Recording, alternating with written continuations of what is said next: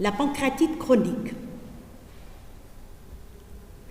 Les objectifs pédagogiques sont de penser au diagnostic d'une pancréatite chronique, de poser évidemment le diagnostic avec les explorations de cette pancréatite, de connaître les différentes étiologies de la pancréatite chronique et évidemment de prendre en charge cette thérapeutique.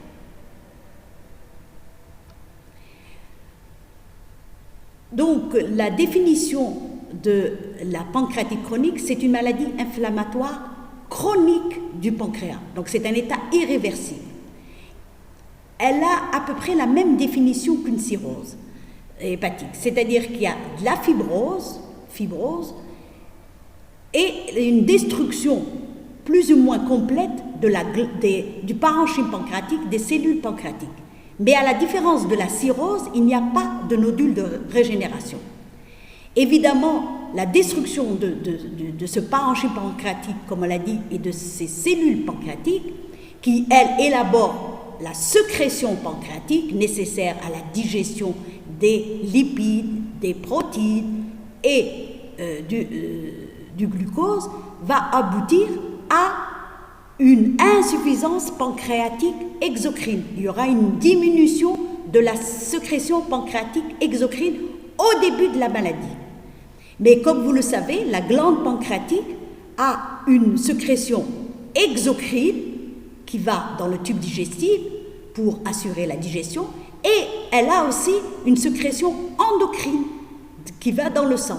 Donc, tout au long de la maladie, surtout vers la fin, vous aurez aussi une diminution de la sécrétion pancréatique endocrine, et en particulier, donc, un diabète. C'est une affection qui est très fréquente en Europe, dans les pays occidentaux, qui est due essentiellement à la culture, parce que c'est une maladie qui, dans la majorité des cas, l'étiologie la plus fréquente est due à l'alcool. C'est la cause la plus fréquente. Et donc, c'est culturel chez eux. Il faut un alcoolisme chronique pendant au moins 15 à 20 ans. Il faut une absorption d'alcool d'au moins de 150 grammes par jour pour provoquer une pancréatite chronique.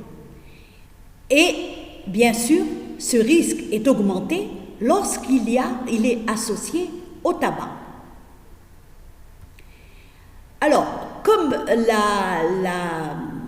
la pancréatite chronique est essentiellement alcoolique, dans la physiopathologie, dans la compréhension de la maladie, on s'est intéressé à comprendre les mécanismes les mécanismes qui provoquent une pancréatite chronique après absorption d'alcool. Il y a deux lésions. D'abord, c'est les canaux qui sont touchés. Il y a une atteinte canalaire, et ensuite, ce sont les cellules du parenchyme pancréatique qui sont détruites et qui sont secondaires à cette destruction des canaux, à l'obstruction canalaire. Comment? Il faut savoir que chez le sujet normal, le sucre pancréatique, il est sursaturé en calcium. Mais chez nous, on ne fait pas de calcul de calcium dans les canaux pancréatiques. Pourquoi? Parce qu'on a une protéine chez nous, chez le sujet normal, qui empêche la formation de ces cristaux. Et cette protéine est normalement synthétisée par la cellule acineuse. Alors, chez les sujets qui ont une pancréatite chronique, on a remarqué que cette protéine est diminuée. Cette protéine qui diminue, qui empêche plutôt la formation des cristaux. Donc, il y aura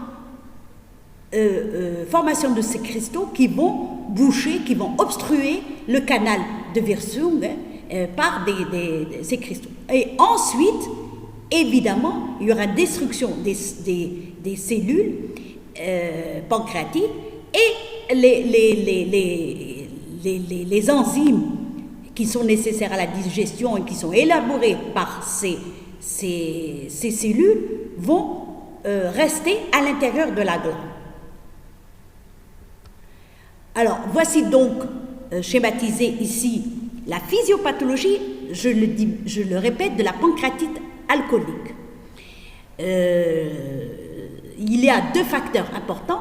Une diminution, ce sont des malades, on ne sait pas pourquoi, ils naissent avec une diminution de la protéine des calculs. Donc, ça va favoriser la formation des calculs et c'est leur calcification. En plus, l'absorption chronique de l'alcool, je vous ai dit au moins pendant 15 à 20 ans, va modifier ce sucre pancréatique. Il va le rendre plus visqueux, c'est-à-dire plus épais. Et donc, quand il y aura beaucoup de protéines, cette viscosité va favoriser l'apparition de ces bouchons. En plus, l'alcool aussi, il a une action toxique, il lèse les cellules parenchymateuses et la destruction des cellules parenchymateuses va aboutir à la sclérose. Donc, vous aurez des calculs dans le canal, dans les Canalversung et dans les canaux collatéraux, destruction des cellules, et bien sûr, le sucre pancréatique il va diffuser et il va être séquestré dans des cavités qui n'ont pas de parois propres et qu'on appelle des pseudokystes rétentionnels puisqu'ils retiennent ce sucre pancréatique. Voici donc la physiopathologie de la pancréatite chronique alcoolique, donc qui est secondaire à la formation des calculs, qui dans le temps vont se calcifier. C'est pour ça qu'on parle de pancréatite chronique alcoolique calcifiante au temps. Comme on l'a dit, 10 à 15 ans d'alcoolisme pour provoquer une pancréatite chronique. À côté de l'alcool, vous avez les autres étiologies qui sont beaucoup plus rares, telles que l'hyperparathyroïdie. Là, ça se comprend, il y a une hypercalcémie, donc ça va favoriser les dépôts de calcium, donc les bouchons au niveau des calculs de Versung. Ensuite, destruction de la cellule parenchymateuse et les pseudokystes. La pancréatite tropicale aussi, c'est assez rare. Ici, c'est au cours de la malnutrition, on ne sait pas pourquoi, le sucre pancréatique devient visqueux. Donc, il y aura des dépôts protéiques. La pancréatite héréditaire, c'est assez rare. Ce sont des sujets qui naissent avec une pancréatite, avec une protéine absente. La protéine qui diminue la formation des calculs est absente. Donc, ils ont des pancréatites très, très jeunes, avant 20 ans. La mucoviscidose, là, ça se comprend très bien. Dans la mucoviscidose, toutes les sécrétions sont visqueuses. Mais c'est une maladie rare et en général, vous savez que le pronostic, il dépend plutôt de l'atteinte pulmonaire. Les pancréatites auto-immunes, comme toutes les maladies auto-immunes, on ne sait pas pourquoi, il y a une autodestruction des cellules acineuses. Post-radique, c'est-à-dire c'est après irradiation, vous avez une sclérose des canaux, donc une sténose des canaux qui va aboutir toujours à une atteinte canalaire et ensuite une atteinte des cellules parenchymateuses. Obstructive, les sténoses après un traumatisme ou après une tumeur, et il faut citer aussi les médicaments. Quand on ne trouve aucune étiologie, c'est assez rare, dans 10% des cas, on parle de pancréatite chronique idiopathique. Alors, cliniquement, comment se présente le malade? Il faut savoir que dans 90% des cas, c'est la douleur, c'est une douleur abdominale. Bien sûr, le malade peut venir, comme on l'a vu, se présente au cours d'une complication avec une masse. Il peut venir pour une insuffisance pancréatique qui va aboutir à une maldigestion biliaire, une maldigestion pancréatique. Et cette maldigestion, cette insuffisance pancréatique, il y aura une diminution des enzymes pancréatiques qui sont nécessaires à l'absorption notamment des graisses. Et le malade va présenter donc beaucoup. Les graisses ne seront pas absorbées, ils sont retrouvés dans les selles, c'est ce qu'on appelle une stéatorée. Le malade peut venir, surtout dans le stade final, par une insuffisance pancréatique endocrine, par un diabète.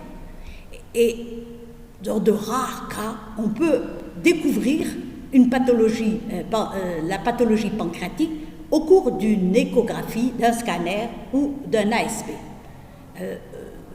L'ASP est important parce qu'il montre les calcifications dans l'aire pancréatique qui sont pathognomoniques de la pancréatite chronique. Alors, comme on l'a dit, la douleur est le maître symptôme. Il n'existe pas de pancréatite chronique sans douleur. Dans 10% des cas, on peut avoir des sujets qui présentent une pancréatite chronique sans douleur, mais c'est assez rare. Et cette douleur, elle est postprandiale et elle s'accompagne évidemment de vomissements et nausées. Évidemment, chaque fois que le malade mange, il aura mal, donc il va arrêter sa nutrition et vous aurez un amaigrissement qui sera très important. À tel point que quand on voit le malade, on a l'impression qu'il a un cancer du pancréas et pas une pancréatite chronique. D'autant plus qu'il faut faire attention que même dans un cancer, on peut avoir la douleur. On peut avoir aussi une stéatorée, c'est-à-dire, comme on l'a vu tout à l'heure, une insuffisance pancréatique. Mais il faut souligner que l'insuffisance pancréatique peut produire une stéatorée quand cette insuffisance dépasse 90%. Si vous avez une insuffisance pancréatique de 50%, 70%, il n'y a pas de stéatorée. La stéatorée apparaît quand le déficit est supérieur à 90%. Alors, la palpation du sujet, vous savez que le pancréas, il est rétro-péritonéal. Donc, quand vous palpez l'abdomen, il n'y a rien du tout. Il y a juste une petite sensibilité. Maintenant, si vous palpez une masse, en général rénitente et kystique, ça peut témoigner d'un pseudokyste. On peut avoir un ictère quand ce pseudokyste comprime les voies biliaires. Maintenant, s'il est énorme, il peut se rompre dans le péritoine ou dans la cavité thoracique et entraîner une acide pancréatique ou une pleurésie due à ce pseudokyste. Bien sûr, le malade présentera toujours des signes associés d'intoxication alcoolique et même parfois quand la maladie est évoluée, peut même s'associer à une cirrhose alcoolique. Alors, comme nous l'avons dit, et le plus important, c'est la complication la plus fréquente, ce sont ces pseudokystes, qui se définissent par ce sont des sécrétions, c'est la sécrétion pancréatique qui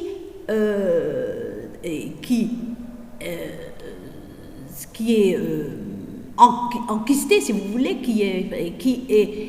ce sont des cavités qui n'ont pas de membrane propre et qui sont entourées par les organes de voisinage. Alors, évidemment, soit il faut les surveiller parce qu'ils évoluent surtout dans les 5 premières années, ils peuvent s'infecter, ils peuvent comprimer les voies biliaires, les voies digestives, ils peuvent comprimer même la veine splénique, entraîner une hypertension portale avec rupture de varices œsophagiennes. Donc, ces pseudokystes, il faut les surveiller. Voici donc ces pseudokystes qui peuvent communiquer avec le canal de Wirsung, ou bien ils peuvent survenir sans communication avec le pancréas. On les voit ici au scanner, ça donne des images liquidiennes, voilà, et vous voyez le pancréas qui est augmenté de volume, même en échographie. Les complications, ce sont essentiellement les complications de l'évolution de ces pseudokystes qui aboutissent l'ictère. Vous avez les compressions digestives, la rupture de ces pseudokystes, les hémorragies, tout ça, ce sont les complications des pseudokystes. L'insuffisance pancréatique, je vous ai dit, quand un déficit de la sécrétion pancréatique dépasse les 90%. On peut avoir aussi une insuffisance pancréatique endocrine, mais dans l'évolution de la maladie qui aboutit au diabète. Et c'est d'abord un diabète qui répond aux hypoglycémiants au début, puis après, c'est un diabète qui deviendra insulinodépendant. La dégénérescence existe, mais le risque est faible. Donc, il faut surveiller ces malades. Maintenant, dans le diagnostic, ce qu'il faut retenir, la biologie ne ramène rien en cas de pancréatite chronique. Tous les enzymes sont normaux, ils sont séquestrés ces enzymes, ils sont séquestrés dans ces cavités pseudokystiques. L'amylase, la lipase, tout est normal. La stéatorée aussi, c'est pas un élément biologique pathognomonique. La stéatorée, quand un malade présente une stéatorée, ça peut être une maldigestion pancréatique, une maldigestion biliaire, ça peut être une atteinte intestinale. Donc, on ne peut pas, à partir d'une stéatorée, poser le diagnostic d'une pancréatite chronique. Le diabète également et évidemment la cholestase. Donc, la biologie ne ramène rien pour le diagnostic. C'est l'imagerie qui est importante. Elle est d'autant plus importante que les sites de pancréatite sont importants, en particulier les calcifications pancréatiques. C'est vrai qu'elles apparaissent dans l'évolution de la maladie, mais quand elles sont individualisées au niveau de l'aire pancréatique, ça signe une pancréatite chronique. Et ça aide pour le diagnostic, et surtout pour le diagnostic différentiel avec un cancer du pancréas. Les examens radiologiques qui montrent les anomalies, les sténoses et les dilatations des canaux, ainsi que celui du parenchyme, sont aussi importants. Alors, comme je vous l'ai dit, l'ASP est pathognomonique quand il montre des calcifications pancréatiques. L'échographie, en général, vous savez que quand on fait une échographie, le pancréas n'est pas visible. Quand il est augmenté de volume, c'est-à-dire qu'il est malade. Quand on le voit, c'est qu'il est malade. En plus, il y a des calcifications et s'il y a des images liquidiennes qui traduisent un pseudokyste, c'est très évocateur de la pancréatite chronique. À ce moment-là, il faut faire un scanner qui montre mieux les calcifications et qui montre mieux, surtout quand le sujet est obèse, qui montre mieux le pancréas. Pour visualiser les canaux pancréatiques et biliaires, les canaux pancréatiques et surtout les calcifications et l'image, les sténoses et les dilatations, l'IRM est actuellement l'élément le plus l'élément radiologique le plus important, décisif. Et quand il y a une cartographie qui montre des déformations des canaux biliaires et pancréatiques, ça signe la pancréatite chronique. Et ça suffit pour évoquer le diagnostic de pancréatite chronique et surtout, ça aide le chirurgien. Le chirurgien ne peut pas vous exiger un examen anapathe puisque le pancréas est rétropéritonéal. Donc, il suffit d'avoir des déformations pancréatiques, des calcifications, ça suffit pour poser le diagnostic de pancréatite chronique. L'écho-endoscopie permet le drainage, elle confirme la pancréatite et en cas elle permet donc le drainage en cas de pseudokystes pour traiter justement ces pseudokystes. La CPRE n'a plus sa place. On l'a fait en préopératoire pour placer un drap. Donc, voici les images, les calcifications, l'ASP, qui est très évocateur avec les calcifications. Il n'y a que dans la pancréatite chronique qu'on peut avoir des calcifications pancréatiques. Le scanner, qui montre une augmentation du volume du pancréas, et on peut avoir même des calcifications qui sont très évocateurs. mais c'est l'IRM qui va vous montrer les déformations du canal du Wirsung et qui montre aussi, des fois, vous voyez sur la flèche, des images lacunaires qui sont le témoin de calculs pancréatiques. Voici en écho-endoscopie une image aérolaire du pancréas. Les drainages, donc on met un endoscope et un drap et on le fait sous écho-endoscopie. Donc vous voyez que le traitement des pseudokystes, de la complication, est essentiellement radiologique et endoscopique. La chirurgie ne se fait que lorsque l'abord est très difficile. Mais en général, les traitements, les drainages des pseudokystes se font essentiellement sous traitement radiologique ou radiologique et endoscopique. Voici donc le drainage de ce pseudokyste. L'évolution, c'est une maladie qui est chronique, qui évolue au moins pendant 15 à 20 ans. Mais ce qui est important, ce sont les 5 premières années qui sont les plus importantes pour le malade. C'est dans ces 5 premières années que le malade présente ces crises douloureuses.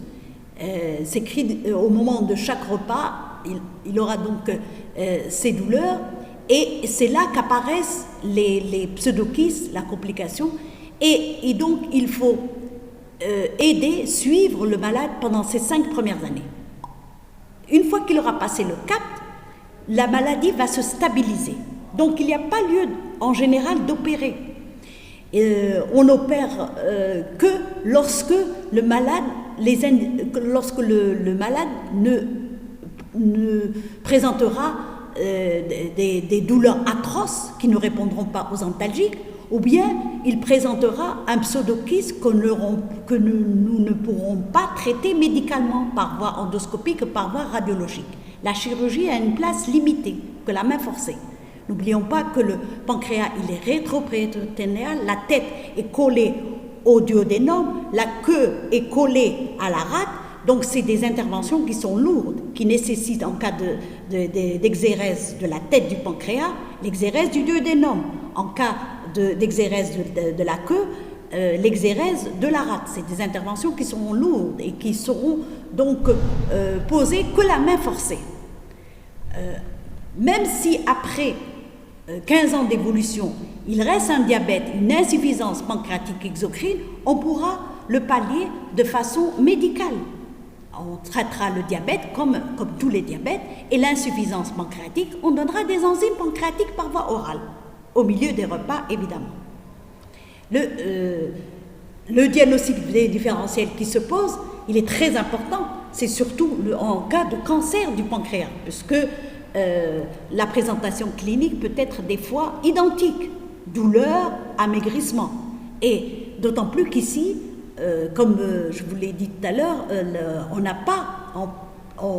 ne peut pas faire un examen anatomique, on ne peut faire que des ponctions sous écho ou des ponctions sous endoscopie ou bien sous échographie.